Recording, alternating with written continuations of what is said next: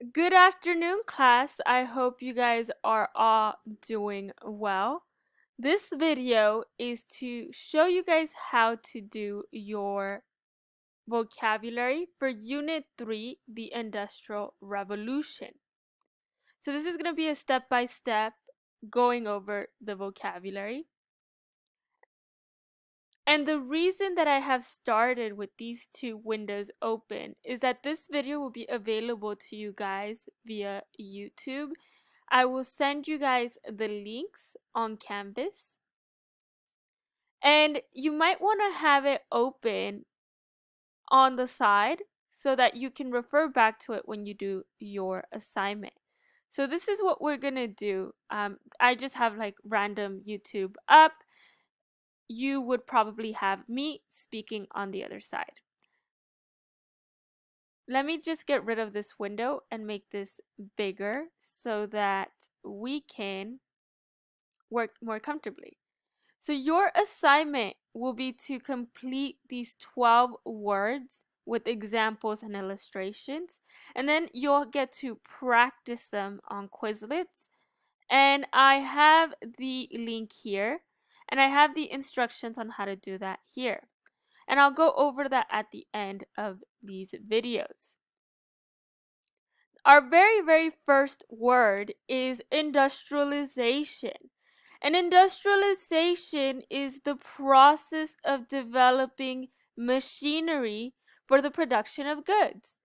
So I'm going to go over to my top left hand side over here, and I'm going to look for this picture of a mountain, and I'm going to click on it and look for an image on the web by clicking image from the web. And I'm going to look for industrialization.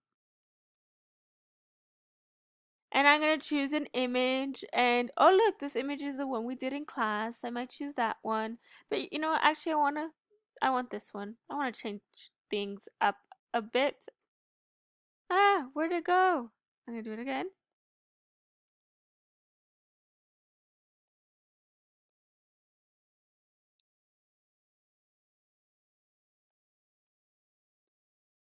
And I'm going to shrink it and add it into my illustrations. And then I'm going to do my example. So to do my example, I'm going to go next to the picture where it says insert image, and I'm going to go to text box. I'm going to make a text box where it says example, and I'm going to add my examples. So to add an example, so industrialization could be something like the English textile industry, or the American steel industry, or the German automobile industry. For those of you who like driving BMWs. And a non-example of industrialization is anything that is not factory operated. So something like farms. And then I'm going to go over to my second word. And my second word is urbanization. So I'm going to look for an image on the web of urbanization, of urban environments. And urbanization is a city building and the movement of people into cities. So it's the transformation of a town turning into a city. I'm going to choose this one because it looks like there's quite the transformation happening there.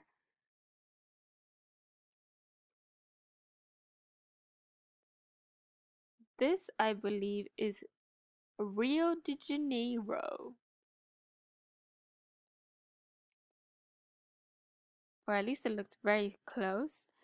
And then I'm going to go insert a text box and give my example. So an example of urbanization would be the transformation of towns into cities like New York or London or Beijing. And a non-example, I'm going to add another text box here, is maybe the opposite of city are farms in rural regions. And a rural region that we have here in the States is Kern County. They have a lot of grape farms. Or Napa. Napa is full of grapes as well. Napa, California. Our third word is enclosure, and that's the process of taking over and consolidating formerly shared land by peasants and, adding them into your urban environment. So I'm going to add an image of enclosure.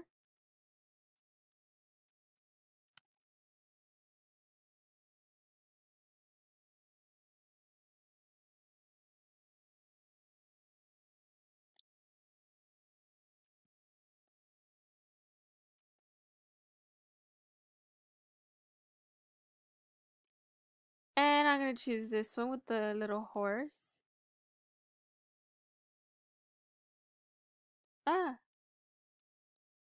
So an example of urban enclosure would be farmland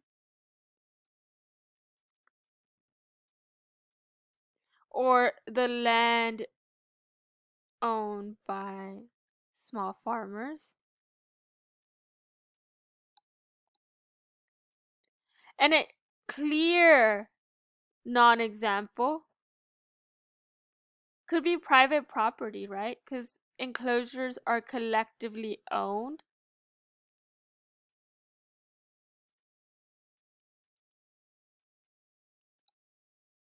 Okay.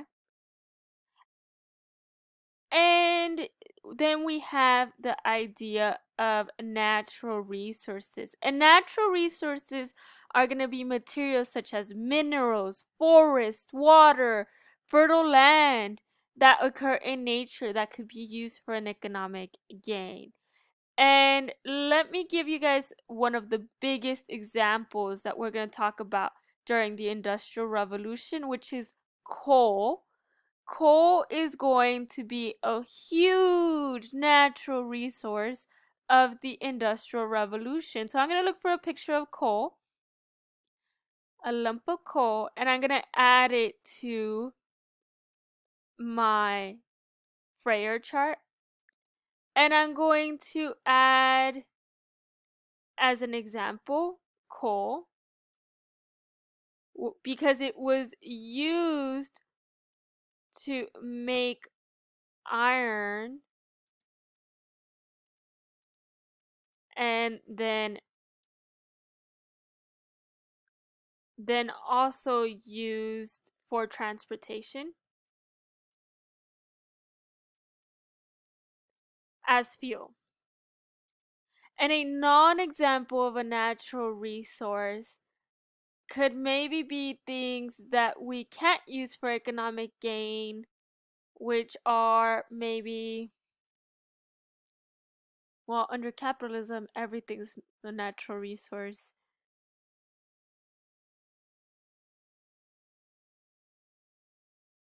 I'm gonna have to leave it at that.